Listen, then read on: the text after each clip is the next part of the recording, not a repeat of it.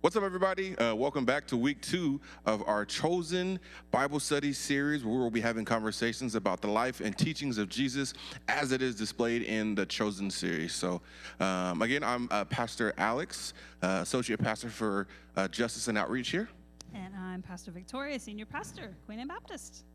Yes. So, thank you for joining in. You now have access to our group chat, which will you can discuss the questions that we have and all the things chosen and all the things Jesus. So please join in and we're gonna dive right in. So, Right in. Oh man. Yeah, what were your thoughts on the second episode?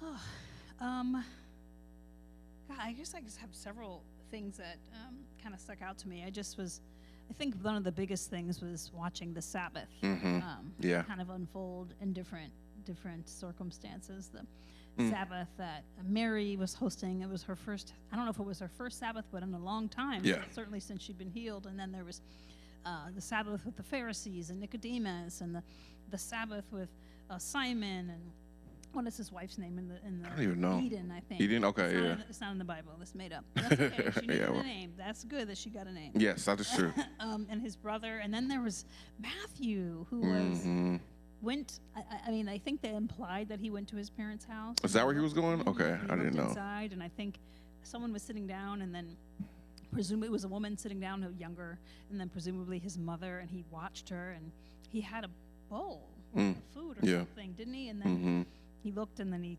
thought twice, and he walked away. Yeah. He was sitting and eating Sabbath with the dog. Yeah, literally. And I was like, dang. Yeah. That was brutal. To see Matthew even, as despised as he was because of his profession. It's like, dang, he's eating with the dog. That's cold-blooded. And the fact that he wanted to eat, like he was still observing the Sabbath. So he was still a part of the culture. He was still a part of like the people that he was betraying. But it was sad to see him like doing that. Yeah. That's like, and that, I mean, I feel like it makes me think of like, even the dogs eat the scraps from their masters. Yes. Think of that, the Syrophoenician woman challenging Jesus, and there Matthew was eating with the dog. And I was like, oh, that's like, could it be any lower? For sure. And, I just love the way, I'm going to say complexify. It's not a word, everyone. But I love the way that whoever the director, the writer, makes the characters complex. Yeah. Like that we somehow can feel for Matthew. Yeah. Even though like he is totally in bed with the Romans. He's, hurting his people. He's a part of a system. And like maybe that's the point. Like we're all part of these systems. But he's part of it in such a way where he's literally hated. Yeah. And he's alone and outcast. And that there's like a cost to the wealth that he has. Yeah, for sure. I also thought he was a G. Like how he stood up to Quintus like that. Oh, yeah. That was like, I was like, oh, Matthew is a gangster for sure. Like he was like, no, you're wrong. Like Simon is not to be trusted. Yeah, I was like, oh man, I know he's not going to die because he's Matthew, but it was just like, oh, this is wild for him to do that and for him to kind of stand up and like stand on business, right? Like what he believed in and what he thought. I never thought about it from that perspective. Yeah. He really, I was just like, wow, like you are something else, because I'm just thinking about, like his neurodivergency that they're showing. It's just like him able to just like, no, this is what I believe in. This is how I am. And it's like, this is it. Yes, right, exactly. Like he stood on his truth, right? As complicated as he is, because he's talking about, Simon betraying.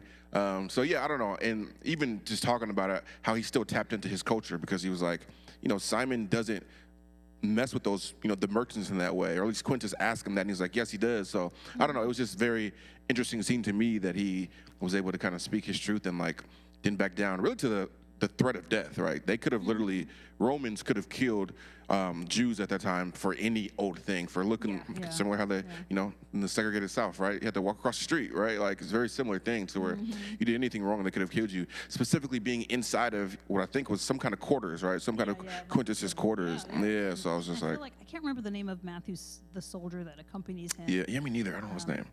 But, it feels like there's even some humanity there where he's like basically trying to tell Matthew, like, you're going to get yourself killed. I don't think you understand who you're dealing with. Literally. And Matthew's like, yes, I do. And then he like says, this is a person who's out for himself, who wants to make money. And I was like, dang, Matthew knows exactly who he's dealing with. And he's like, and? Right. Like, he thinks you're a dog, and? Yeah, exactly. But the reality is that, let me tell you about the situation with Simon, Yeah. Andrew. Simon. I think Yes, it's Simon. Yeah, yeah. Andrew's the less problematic one. Yeah. Simon's the one back. Yeah. I don't know. I'm wondering. I mean, how is that going to play out? I know. Yeah. They're at the bar. I thought was that was pretty low. The scene where Simon is buying drinks for the merchants. Yeah. And just selling them out. I mean, you're setting them up. You're like acting like you don't even have to do that. Yeah. Why are you going above and beyond to like be friendly with them? It's like, and then his brother's looking at him like, man, yeah, like so pissed. Like, yeah. This is evil. Like, do you have to go this far? Yeah. Like, and I'm just curious why. I couldn't figure out like why did he have to do that? But then that scene at the end leaves you kind of hanging. Yeah, I know. I'm like holding myself on to not go to the third episode because I'm like, I want to see what happens, but I'm trying to pace it. So I'm like not oversharing in these conversations. Right, exactly. So it's like at the end we have Simon and the soldiers, the people he's, in bed with, right? Yeah. And he's supposedly going to tell them about the merchants. And so what's going to happen? Like, why did you, is part of the setup? Like, just this, I mean, I guess that was the point of a good director. Yes, you very true. Yes, yes. Cliffhanger. Next step was a cliffhanger. What is happening? Because wow, that is so not. And like we have the spoiler. We know that these people are the disciples of Jesus. Right. Right. Regular people who are sinners saved by grace. Yeah. Right. And so here we have Simon doing this. Like it really is pretty. Immoral. For sure. So I'm just kind of curious where that's gonna lead. What'd you take, kind of switching characters? What came up for you when you saw Jesus show up to Mary's Sabbath or her Sabbath. Yeah, the Shabbat. It was interesting. I have my notes here. I was thinking to myself, well, it's not in the Bible, right? Right. I just want to point that out, and the reality is like. Just as a little side note, is like, all preachers are really filling in the blanks. For sure, 100%. Which is why we love this show. We just fill in, like we imagine. Sometimes we say, in my holy imagination, what I believe happened was blank. And so, and that's part of the reason why we say, read the Bible for yourselves. You can fill in the blanks. Right? Yeah. But, so I guess in the writer's holy imagination, they imagine Jesus showing up at Mary's Sabbath. And I feel like it just was, I think the point was to really like have it held up against juxtaposition against the other Sabbaths, where this is a Sabbath where the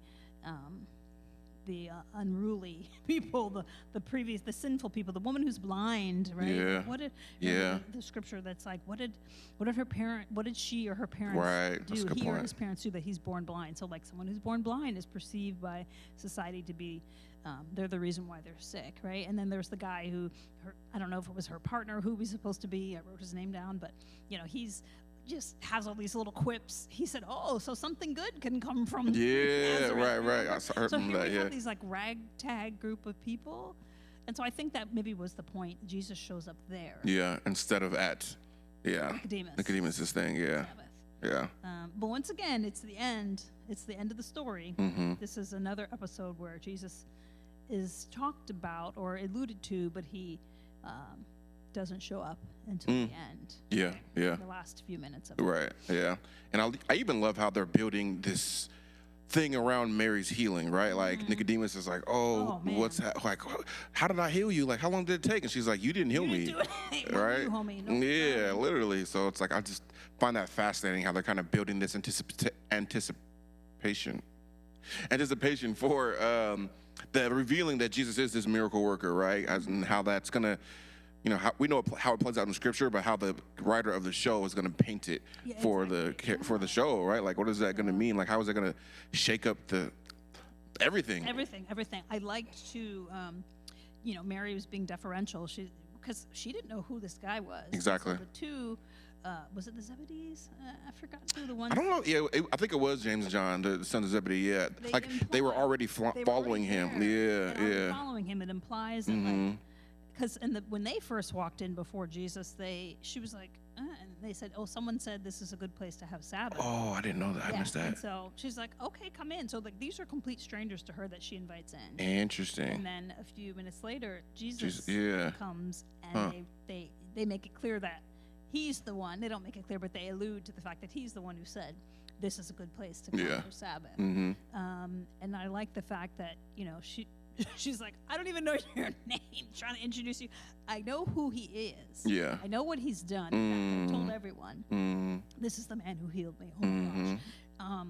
But then she's deferential to him. When she finds out he's a rabbi, shouldn't you be leading? Yeah. And he's like, no, this is your home. Yeah. And so I like that image of, I don't have to come and take over. I don't have to. It reminds me of when I go anywhere with a family event. And they're like, Victoria's going to pray. Oh, like, yeah. Y'all can pray over the food. Yes. But, thank you for the food, about to receive. Like, yes, it's so simple, yes. Like, I don't have to be the one. Exactly. Always praying. Right. Lord, y'all go to church? I mean, that's such a good point, though, right? Like, I think that, we obviously have been trained and, like, gone to school and, like, this is our life. But, like, to your point about reading the scriptures for yourself, like, we are not, right? Peter says that, like, calls us a royal priesthood, right? Like, we are all a part of this priesthood. And so we all have access to the divine in the same way, right? We all can pray at dinner. We all can pray for each other. And there should not be, there's a different level of just commitment, I guess, as ordained ministers, for sure. But, like, we're regular people, right? Like, if I walk into your house, I don't need to be the one to break the bread and do all those things, I think that's just, I don't know, it's just such a good point to me that, like, I didn't realize that Jesus was like, no, you do it, Yeah, it's like. She's like, okay, I think I'm doing this right. So she's, like, reading scrolls, and then a guy comments, because, of course, most people could not read in those days, and so they have to justify why she knows how to read as a woman. Yeah, right, She's right. My father taught me how to read, and so she's able to read from the scrolls and read whatever she has in her hand and tell the Sabbath story. Yeah, exactly. Like, that God rested on the seventh day. Yeah. Oh, one thing too, because she was like, in Jewish culture for Passover, they always leave one seat open for Elijah. That's because that's kind of their thing. And they're like, oh no, we don't do that. That's just for Passover. She got kind of ashamed. But as she said that, that's when Jesus came. Yeah, and right? the seat was for Jesus. Yeah, so it's interesting. It was meant to be. Yes, it is, exactly. And just kind of alludes. The writer's doing a good job because he's doing a lot of scripture allusions, right? How Jesus was like, they were questioning, like, who is Jesus? Is he the next coming of Elijah? Is he like the resurrection of his cousin John? So it just, I don't know. The writer's doing some good stuff. They're doing, doing some good stuff. There was, what was I thinking of? There was something in there. Just going back to this. So talking about Mary, right? And, the interaction with Nicodemus, and when going backwards, even when he finds out that she's been healed of these demons, and them coming to him and questioning him, and he's thinking he's getting in trouble, and then he finds out she's been, she's healed, and they're basically all thinking that it was a delayed reaction to his prayer or whatever, and he's like, wait a minute, let me just... So it feels like he had a little reservation. Yeah, he did. 100%. Right? Like, 100%. I don't know, like... Yeah. Don't say anything yet. You know how these things spread like wildfire. Let me go check the situation out and see what's really going on. And it didn't take. Right. Something. Yeah. Which is interesting. Like, I wonder how they're going to justify that in that character. Like, why was he suspicious, right? Because even how he asked her, right? He told them not to say anything because they're like, let's not, spread things. I thought he was saying that because he knew it was somebody else, but like that doesn't make sense. He didn't know Jesus was around at that point. Right. So like, how are they going to make that connection, or like even bring that back to say why he was apprehensive on them spreading the news that she was healed, and why he was apprehensive as to her healing in the first place, Yeah. I'm curious, like, remember he was reading before the Pharisee came in to tell him, like, oh my gosh, the Sanhedrin wants to see. He was reading it. It said like a possession or something like that, or exorcism and demons. He was reading from a scroll. And so I wonder if he was reading something that talked about it. So I don't know. I'm not an excercist. Right, yeah. There are people who specialize in for that. Sure. Even his wife talked about that. Like, you're not an exorcist. Keep to the academy. But I wonder if there was something in there. Maybe they were going to allude to the healing happens immediately. Like, I don't know. Like, every time Jesus exorcises demons, it's not a delayed reaction. Right. I mean, I think there's a delayed healing in one of the stories. As he's walking, he can see. Right. He he had to spit on the ground and like made him walk. So, which is interesting. Yeah. But like, I don't know. Maybe he was reading about it, and it was just making him wonder and question, like, is this possible that a week later or days later she's suddenly healed? Yeah. So I don't know, but it is interesting. But I like that he approaches it with curiosity and that he's not.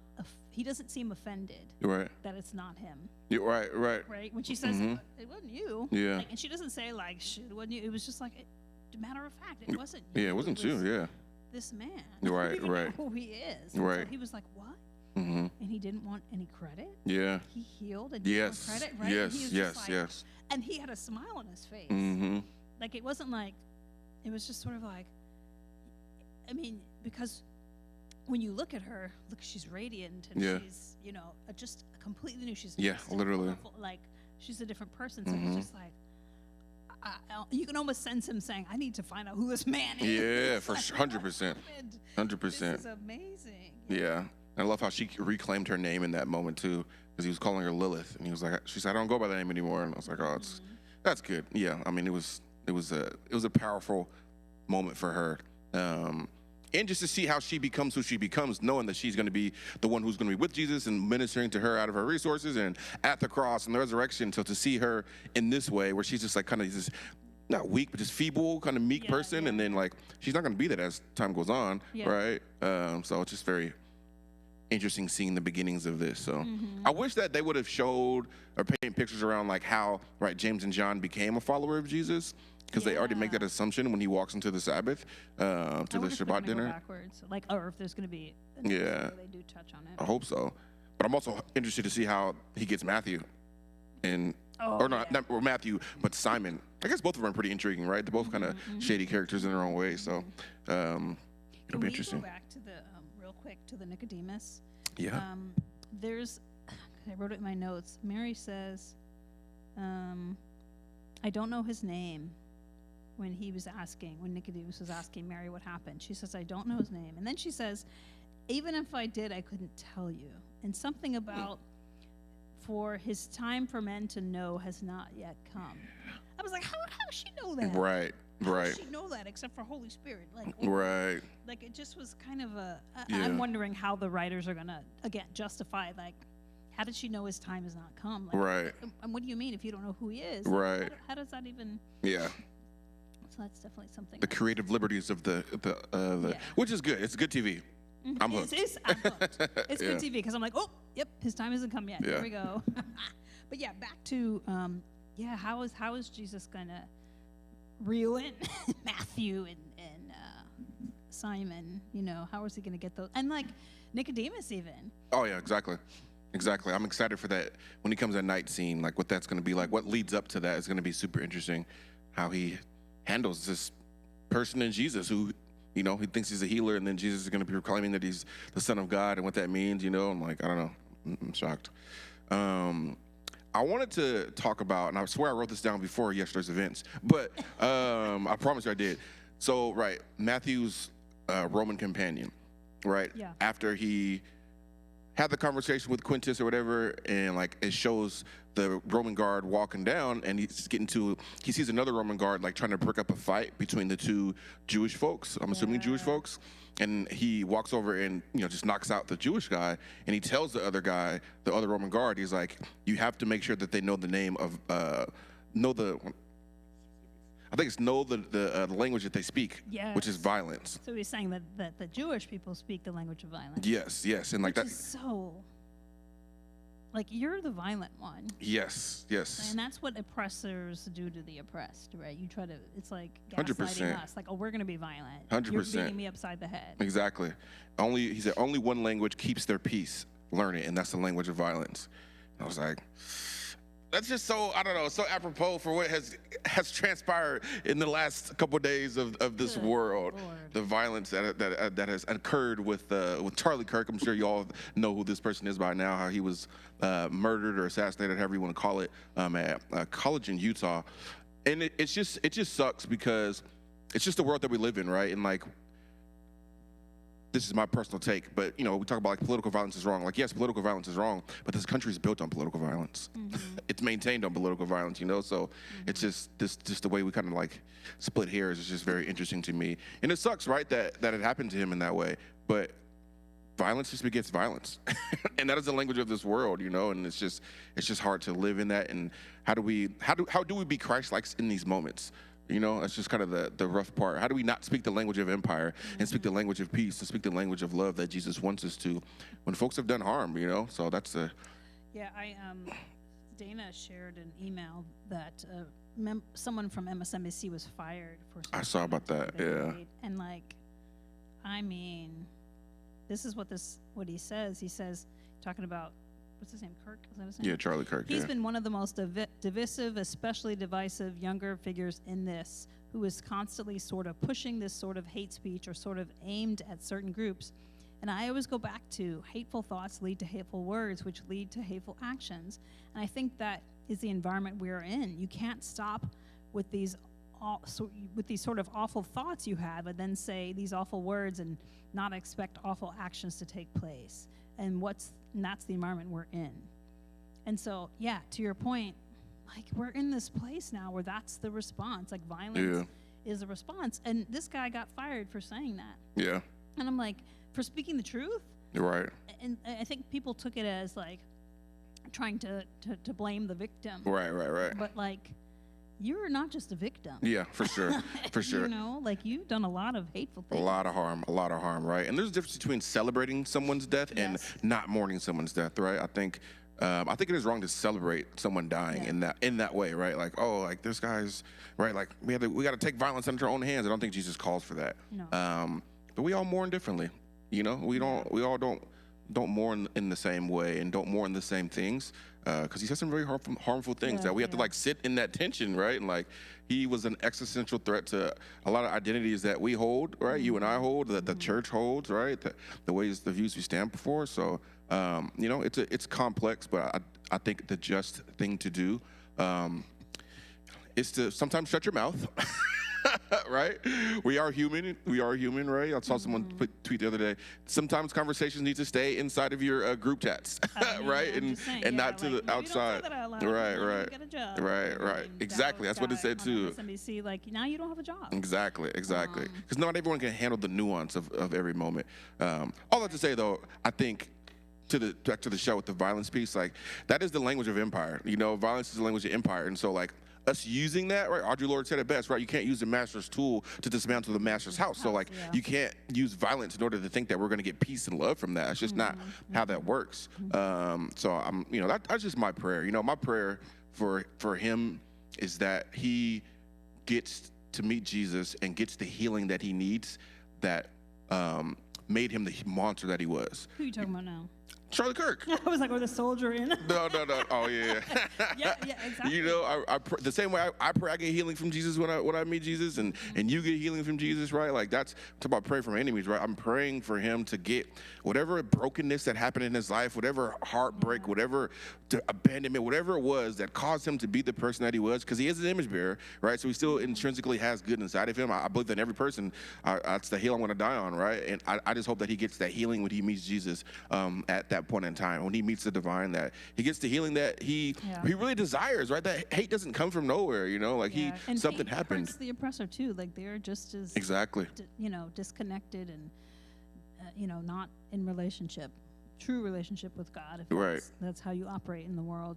I do think it's interesting. My sister's a filmmaker, and every time we watch any movie, you know, she's like, okay, what does this scene have to do with like sort of the plot and the, you know, what is it setting up? Is it setting up, you know, the character? You're getting character development, and so I wonder about that scene where, you know, he hits them upside the head. Interesting. Okay. Yeah. If it's kind of alluding to like Jesus's way, is not the way of violence. Like it's a way of nonviolent resistance. Yeah. Right. And so, how do we, you know, resist the oppressor, but not resort to the oppressor's tactics, right? And so I feel like that's Jesus's example. For sure. To the point of, you know, he dying on the cross. Yeah. But, so maybe that scene was there to sort of like set up that juxtaposition. This is the way of empire, and like the people don't know how to respond. They're trying to survive. And so even it's alluded to in the scene where Nicodemus is looking at that tapestry where he talks about the Maccabees. Okay. Yeah. And how they basically before the Maccabean revolt, there was no worship. Like the Jews weren't able to worship. They were being subjugated and oppressed by all these other people. And this was a beautiful tapestry. And I think he says something like, oh God, what does he say? Like who's oppressing us now, or who's our something. Oh yeah, I do remember that. Right? I do remember that. So yeah. It's like interesting. Like these things, I feel like they're all connected. Like woven throughout the story is the reality that they are oppressed. Yeah. Like that they are living in this state where they need somebody to help them be reconciled, help them restore, help them to fight back in a way that's not violent. Right. And so, in like they're weaving in the history of the Jewish people by talking about that, by starting the Sabbath episode with Eli. I'm like, is this Eli? Which Eli? It's just a random boy, I think. Yeah. At the beginning of this. Oh, I remember that. Yeah. So anyway, I just thought it was interesting. No, that's interesting. And I don't know, we were talking about this in Sappin yesterday. Just the idea of Sabbath in general, the idea of rest, and I think Jesus said this, right? We were not made for the Sabbath. The Sabbath was made for us. And just the idea of, taking time to rest. And, Tricia Hersey, Dr. Tricia Hersey wrote a book about rest as resistance. And, famous quote that I say all the time is that rest is not a reward, it's a requirement. And the idea of rest is to really, one, to say that God is in control and God actually, holds everything, right? The Lord is the earth is the Lord's and everything thereof, right? And so like it allows us to like distance ourselves from that, and knowing that we don't do everything that we think we do, right? We aren't the creator of all things, right? And just to give God the reverence that God deserves, right? So just kind of a shameless plug for us to take our Sabbaths. Take our Sabbath. Yes. Yeah, and to treat it with the, because even in these stories where like Nicodemus is with the Pharisees, he's obviously in this place of like, just really, I feel like the rug has been pulled out from under him in terms of like, what is happening here? Like, things are not what they seem on the surface. Yeah. And he's like I think his wife said, get yourself together, you have to perform. He's like, so Sabbath is a performance? And then it's like this whole spectacle, with the Pharisees, because they're these high and important people. And then two visitors come in and they said something like, oh, we're so glad to have you here with us, Nicodemus. You make us whole. And he was like, only God makes you whole. Yeah. It was sort of like making the point of like, this is all a performance and a production. Yeah. This is not the intention of Sabbath for us to be putting on. Yeah. And maybe think, who's making all these meals? Right. Somebody's working. Right. That's a great point. Some unfortunately in those times and even today, it's the women in the kitchen doing the work, right? So anyway, women in the films for sure. Very interesting. Yeah, I know. It's just the performative nature of Christianity today, right? It's just really, I don't want to say every religion. I'm gonna speak from my own viewpoint, just the performative nature of what we do, right? And like, there's some aspects of it which is like just cultural, right? Like each church and denomination has their own culture that is a performance that people like and don't like, which I get, and I'm not against that. But when it becomes something that overtakes the purpose of why we are gathering, I love my Pentecostal brothers and sisters, my siblings in Pentecost, right? I love the the charismatic nature of it all. I think that's good, or I believe in prophesying and all those things. But sometimes that is so performative because you're trying to get a reaction as opposed to get a reaction from God. You're trying to get a reaction from the people, Like I'm not picking on them because we do it too as Baptists, But it's just I just think that oftentimes we create spectacles out of God and create these moments as opposed to allowing God to do what God does. I think about that a lot with, preaching from a manuscript as opposed to preaching from memory, where sometimes folks, we feel like, oh, if they preach from memory, it's like, that's the Holy Spirit, whereas a manuscript isn't. And it's like, God works in order just like God works in chaos, right? Or not even chaos, just like extemporaneously. I know I said that word wrong, but. No, you said it right. Yeah, so it's just those things. We put caps on who the Holy Spirit is and how she works and how she operates. When she works as good in order as good in our terms of disorder. So yeah, absolutely. Yeah, I mean, I'm looking forward to next episode, I stopped myself.